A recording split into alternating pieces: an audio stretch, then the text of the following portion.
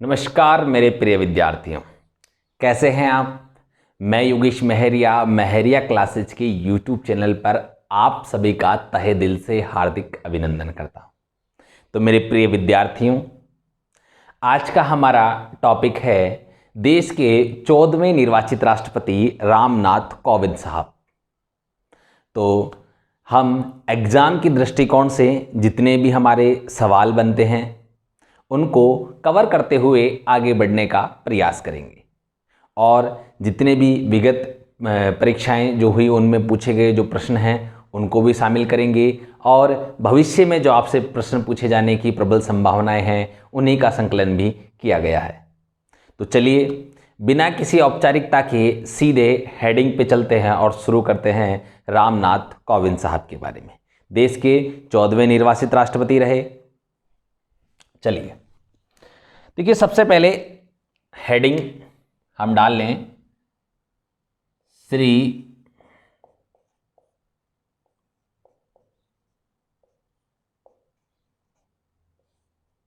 रामनाथ कोविंद।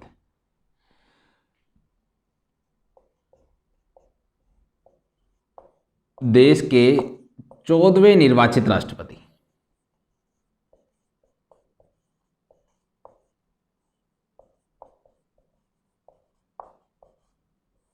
अब यहां से पहला सवाल हो गया कि रामनाथ कोविंद साहब कौन से निर्वाचित राष्ट्रपति हैं? 14वें निर्वाचित राष्ट्रपति।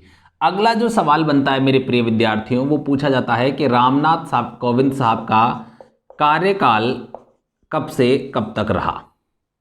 4 राष्ट्रपति होते हैं और सम्मिलित करने के लिए उनके सामने उनके कार्यकाल होते हैं, या ये पूछ लिया जाता है कि निम्न में से किस राष्ट्रपति का कार्यकाल जो है वो सम्मिलित नहीं है। तो आपको याद रखना 25 जुलाई 2017 से लेकर हम बात करें वर्तमान तक, यानी कि इनका जो कार्यकाल चलने वाला है वो कब तक चलेगा? वो चलेगा 25 जुलाई 2022 तक।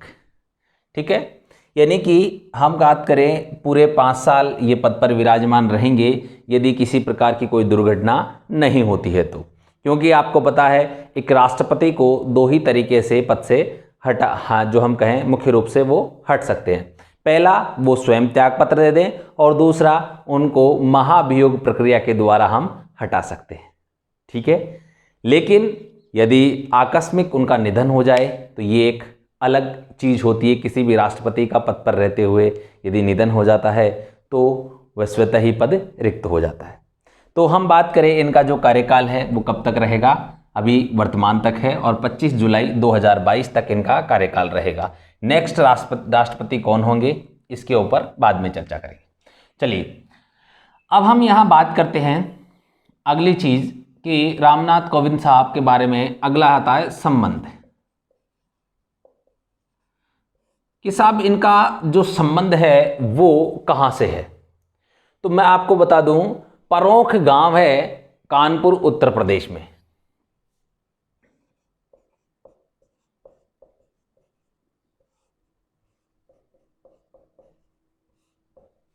परोंख गांव है, कहां पर है? कानपुर के अंदर। और कानपुर कहाँ है? उत्तर प्रदेश में।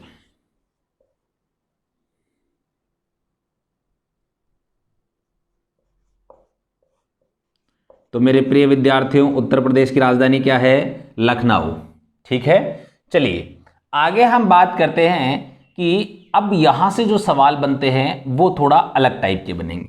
एक तो ये पेशेवर क्या थे, या एक इनका पेशा क्या था।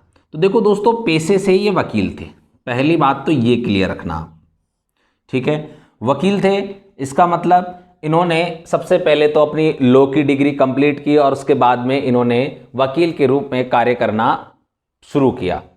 तो हम यहाँ से जो टू द पॉइंट फैक्ट्स हैं, वर्तमान हमारे जो राष्ट्रपति हैं, इसलिए यहाँ से कुछ सवाल नए बनने के अधिक संभावना है, तो उन सभी को मैंने समेटने का प्रयास किया है।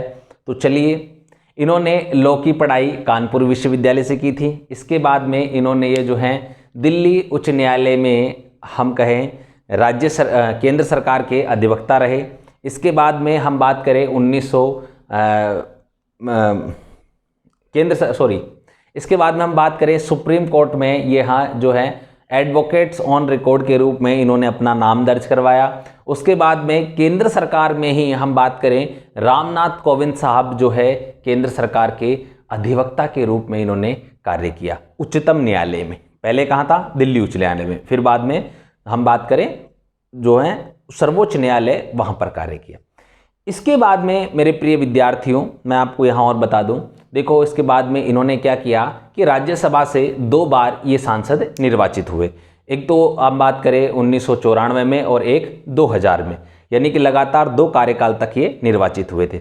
उसके बाद में यदि हम आगे इनकी बात करें तो ये इससे पहले बिहार के राज्यपाल जो हम कहें नियुक्त किए गए थे, तो बिहार के राज्यपाल के रूप में इन्होंने कार्य किया। उसके बाद में ये भारत के राष्ट्रपति बने और राष्ट्रपति बनने के बाद में इन्होंने विभिन्न देशों की जो हम विदेश की यात्राएं की। उसमें से 6 देशों का जो सर्वोच्च सम्मान है उन देशों का, वो रामनाथ कोविंद साहब को प्राप्त हुआ था। आगे मैं बात करूं तो जो हम बात करें सियाचिन, हम बात करें जो भारत का विश्व का सबसे बड़ा युद्ध क्षेत्र, विश्व का सबसे ऊंचाई पर स्थित वाला युद्ध क्षेत्र जिसे आप कह सकते हैं, वहाँ की कुमार जो एक पोस्ट है जहाँ पर हमारे जो जवान हैं वो निगरानी करते हैं अंतर्राष्ट्रीय सीमा की, तो वहाँ का दौरा भी किसने किया था? रामनाथ कोविंद साहब ने किया था। तो यहाँ से जो सवाल बनते हैं इन सभी को कवर करने का मैंने प्रयास किया है। तो चलिए सीधा हम टू द पॉइंट, जो जानकारी मैंने आपको बताई है सीधा बोर्ड पे लिखते हैं और आगे बढ़ते हैं।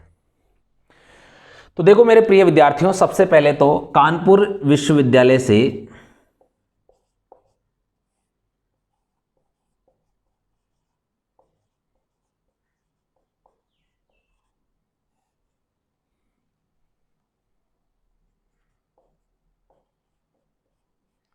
लॉ की डिग्री हासिल की, ऐसा लिख लो। ठीक है, क्लियर हो गया। इसके बाद में इन्होंने हम बात करें तो दिल्ली बार काउंसिल में अधिवक्ता के रूप में नामांकन करवाया। कब करवाया? 1971। दिल्ली बार काउंसिल में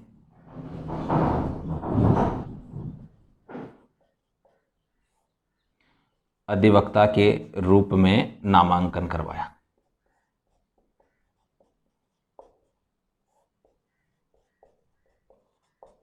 ठीक है, क्लियर हो गया। साथ ही में यदि हम अगली बात करें तो देखो दोस्तों, इसके बाद में इन्होंने दिल्ली उच्च न्यायालय में केंद्र सरकार के अधिवक्ता के रूप में कार्य किया। तो 1977 से लेकर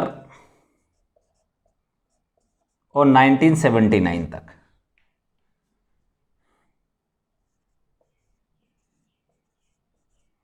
दिल्ली उच्च न्यायालय में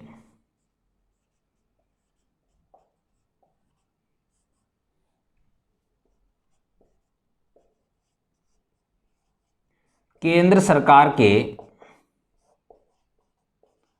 अधिवक्ता रहे।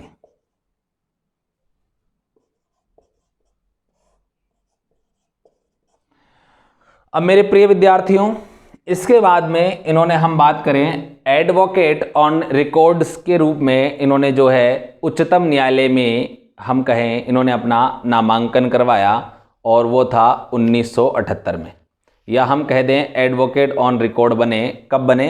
1978।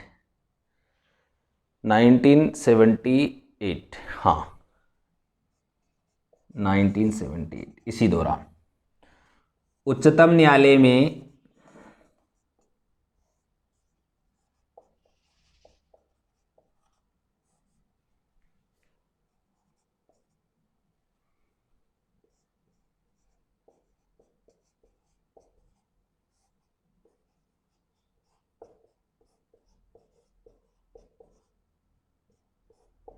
यानी कि जो व्यक्ति इसके अंतर्गत हम कहें आता है वही व्यक्ति सुप्रीम कोर्ट में केस लड़ सकता है। ठीक है, ये उनका वहाँ का मेथड है जिसकी हम बात करें। देखो मेरे प्रिय विद्यार्थियों, इसके बाद में हम बात करें 1980 से लेकर 1993 तक हम बात करें उच्चतम न्यायालय में केंद्र सरकार के अधिवक्ता के रूप में ये कार्य करेंगे। तो आप इसे पूरा आप लिख लीजिए, 1980 से लेकर 1993 तक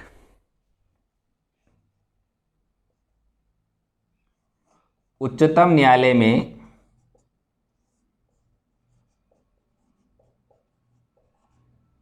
उच्चतम न्यायालय का मतलब होता है दोस्तों सुप्रीम कोर्ट। उच्चतम न्यायालय में केंद्र सरकार के अधिवक्ता के रूप में कार्य किया।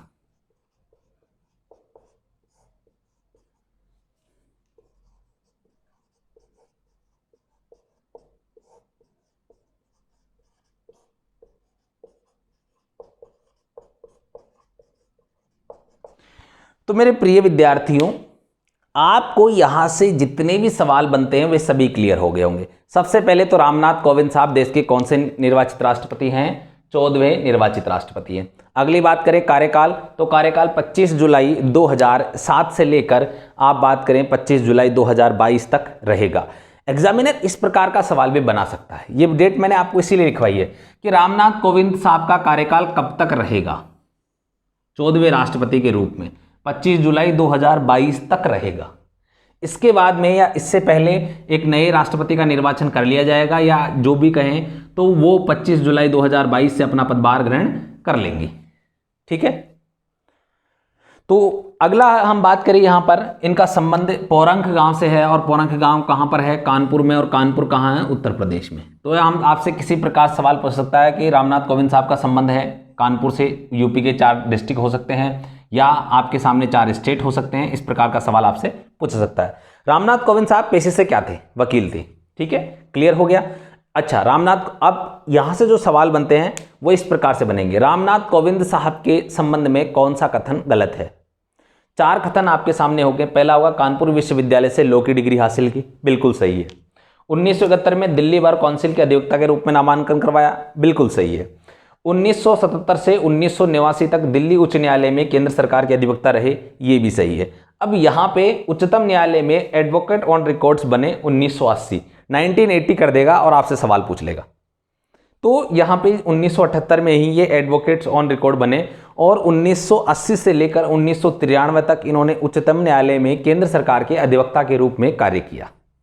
ठीक है, क्लियर है। ईयर्स आपको याद होते हैं तो अच्छी बात है, नहीं होते हैं तो ज़्यादा आपको दिमाग पर प्रेशर नहीं डालना है। आपको मुख्य रूप से क्या याद रखना है? कंटेंट याद रखना है। दिल्ली बार काउंसिल के रूप अधिवक्ता के रूप में कार्य किया, यानी कि दिल्ली में केंद्र सरकार के अधिवक्ता के रूप में काम किया, एक बात। और हम बात करें जो आपका उच्चतम न्यायालय यानी कि सुप्रीम कोर्ट में भी केंद्र सरकार के अधिवक्ता के रूप में काम किया, 2 चीज।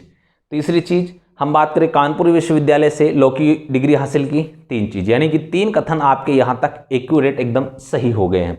ये सबसे इंपॉर्टेंट बात यह है कि उच्चतम न्यायालय में ये वाला ईयर आप थोड़ा सा याद रखिएगा, ये थोड़ा सा इंपॉर्टेंट है कि उच्चतम न्यायालय में एडवोकेट ऑन रिकॉर्ड बने 1978 में। ठीक है, तो आपके सामने 4 कथन होंगे, चारों ही यहाँ पर सही है। चलिए, तो मेरे प्रिय विद्यार्थियों फटाफट से आप इसका जो है स्क्रीनशॉट ले लीजिए, क्योंकि आगे हम बात करने वाले हैं। 2 बार राज्यसभा सांसद रहे, बिहार के राज्यपाल रहे, और फिर इन्होंने जो है हम बात करें भारत के राष्ट्रपति के रूप में निर्वाचित हुए। तो ये तमाम जो चर्चाएं हैं वो करने वाले हैं। तो फटाफट से आप एक काम कीजिए, इसका स्क्रीनशॉट ले लीजिए।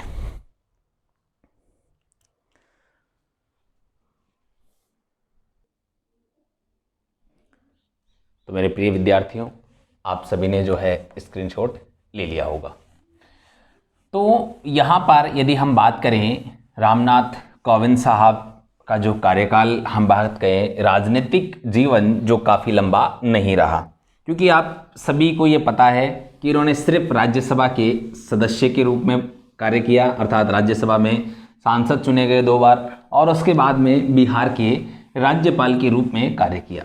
इसके अलावा इनका अधिक जो राजनीतिक जीवन है विस्तृत विवरण हमें देखने को नहीं मिलता है।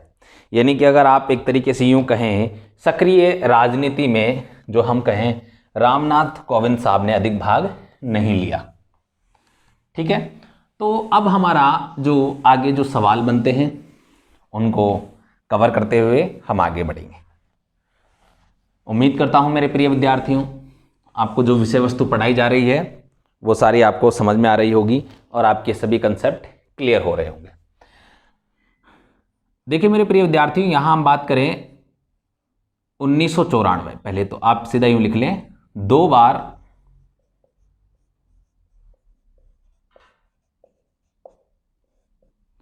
राज्यसभा के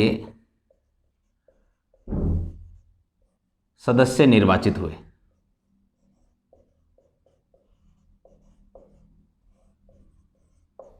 कब हुए? तो ये आपको याद रखना है, एक तो हुए थे पहली बार 1994 में और दूसरे हुए थे सन 2000 में। ठीक है, एक तो पहली बार 1994 में और दूसरी बार 2000 में। इससे पहले यदि हम बात करें तो अगस्त 2015 में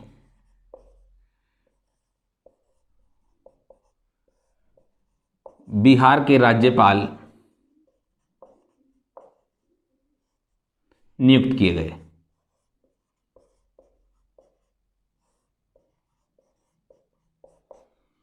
इसके बाद में ये राष्ट्रपति का चुनाव इन्होंने लड़ा, तो हम बात करें जुलाई 2017 में देश के 14वें निर्वाचित राष्ट्रपति बने।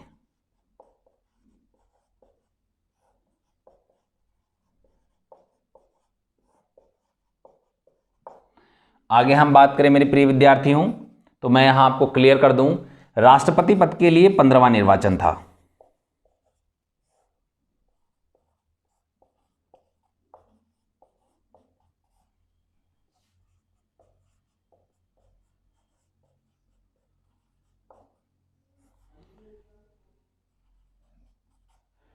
राष्ट्रपति पद के लिए कौन सा निर्वाचन था? 15वां निर्वाचन था। अब इसके बाद में यदि हम आगे बात करें मेरे प्रिय विद्यार्थियों, तो इन्होंने राष्ट्रपति के रूप में कार्य किया और अभी हम बात करें तो काफ़ी सारी विस्तृत जो जानकारी हम बात करें तो सबसे पहले हम लिखते हैं राष्ट्रपति के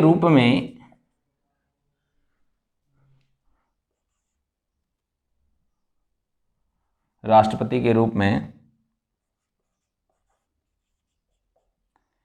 सियाचिन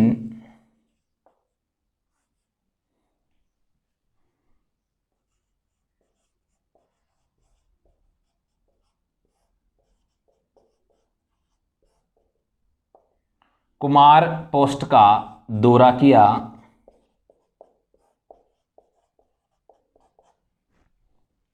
ठीक है, देखो दोस्तों, यहां राष्ट्रपति के रूप में इसका आप याद रखना, तीनों सेनाओं के सर्वोच्च कमांडर के रूप में जो मैं बात कर रहा हूं उसका अर्थ है तीनों सेनाओं के सर्वोच्च कमांडर के रूप में।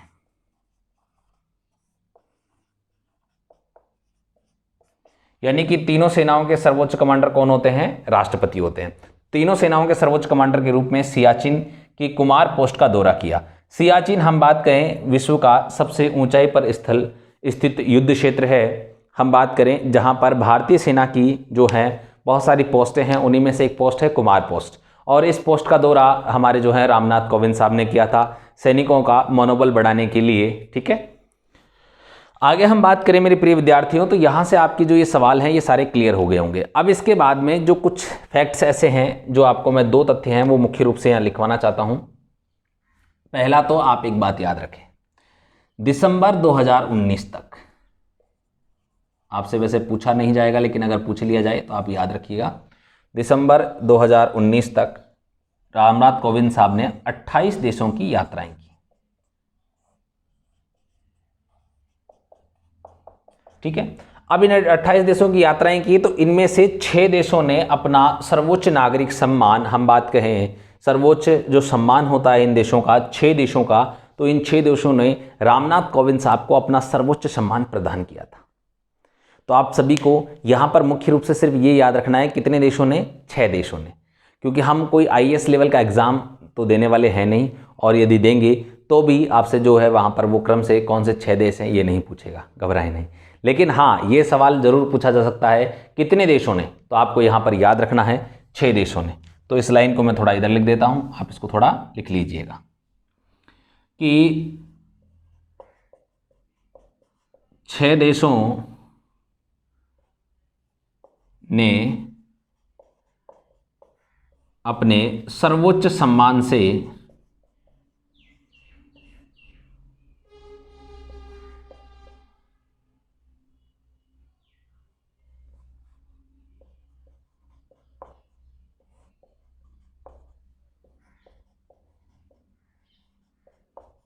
सम्मानित किया। ठीक है, तो 6 देशों से हम बात करें, इसमें मुख्य रूप से जो 6 देश हैं आप लिख लीजिएगा, मैं बोल देता हूं। एक तो मेडागास्कर, हम बात करें इक्वाडोर, गिनी, एस्वातिनी और क्रोएशिया, बोलीविया, गिनी गणराज्य। ठीक है, आपके सामने जो 6 राज्य हैं, 6 देश हैं, मैंने उनकी बात की, उन्होंने अपने सर्वोच्च नागरिक सम्मान से इनको नवाजा था। ठीक है, तो मेरे प्रिय विद्यार्थियों, यहाँ से जो सवाल बनते थे वो मैंने सभी कवर करने का प्रयास किया है। अब राजनीतिक जो हम बात करें, राजनीतिक पृष्ठभूमि से जो सवाल आने हैं वो यही आएंगे कि एक तो रामनाथ कोविंद साहब कितनी बार राज्यसभा के सांसद निर्वाचित हुए? 2 बार, पहला सवाल। दूसरा सवाल, कब कब हुए? 1994 में और 2000 में। आपको ये ईयर्स याद रखने हैं यहाँ पर। ठीक है, इसके बाद में कहाँ के राज्यपाल के रूप में कार्य किया? बिहार के राज्यपाल के रूप में। और दूसरी चीज, कब बने? अगस्त 2015 में। या राष्ट्रपति बनने से पहले किस राज्य के राज्यपाल के रूप में थे? बिहार के, क्योंकि आपको पता है 2017 में जब उन्होंने राष्ट्रपति का निर्वाचन लड़ा था तब बिहार के राज्यपाल के पद से इनको इस्तीफा दिया था। आगे हम बात करें, जुलाई 2014 में कौन से राष्ट्रपति निर्वाचित हुए? 14वें। या हम कहें रामनाथ कोविंद साहब भारत के राष्ट्रपति बने 25 जुलाई 2017 को। ठीक है, कौन से राष्ट्रपति बने? 14वें राष्ट्रपति। राष्ट्रपति पद के लिए कौन सा निर्वाचन था? रामनाथ कोविंद साहब के समय हम बात करें 15वां निर्वाचन था। और राष्ट्रपति के रूप में हम बात करें, या जो हम सर्वोच्च सेनाओं के सर्वोच्च कमांडर के रूप में इन्होंने कौन सी पोस्ट का दौरा किया था? कुमार पोस्ट का दौरा किया था मेरे प्रिय विद्यार्थियों। दिसंबर 2019 तक कितने देशों की विदेश यात्राएं की? हमारे भारत के राष्ट्रपति ने 28 देशों की विदेश यात्राएं की, जिसमें से कितने देशों ने अपने सर्वोच्च सम्मान से रामनाथ कोविंद साहब को सम्मानित किया? 6 देशों ने। ठीक है, तो आपके सामने सभी सवाल मैंने क्लियर करने का प्रयास किया है, सभी जो है सवालों का संकलन करने का प्रयास किया है। तो मेरे प्रिय विद्यार्थियों, आप फटाफट से जो इसको नोट कर लीजिएगा, स्क्रीनशॉट ले लीजिएगा पॉज करके। तो अब आज के इस विषय में इतना ही। तो आज का विषय समाप्त करते हैं और एक बार पुनः एक नए विषय के साथ उपस्थित होऊंगा। तब तक के लिए आप सभी से इजाज़त आता हूं, लेकिन इससे पूर्व जो भी मेरे प्रिय विद्यार्थी हैं उन सभी से निवेदन है, जो हमारे चैनल पर नए हैं, चैनल को सब्सक्राइब करें, साथ में बेल आइकन को प्रेस करें और बेल आइकन को ऑल पे प्रेस करें, जिससे हमारे द्वारा जो भी वीडियोस आप अपलोड किए जाते हैं, जो भी कक्षाएं अपलोड होती है, उनके नोटिफिकेशन की जानकारी आपको समय समय पर मिलती रहेगी। साथ में हमारे यहाँ जो वीडियो का जो कंटेंट है, हमारी कक्षाओं का जो कंटेंट है, यदि आपको पसंद आता है तो आप उसे लाइक कीजिए और साथ में कमेंट अवश्य कीजिए। तो चलिए मेरे प्रिय विद्यार्थियों, चलते हैं। जय हिंद, जय भारत।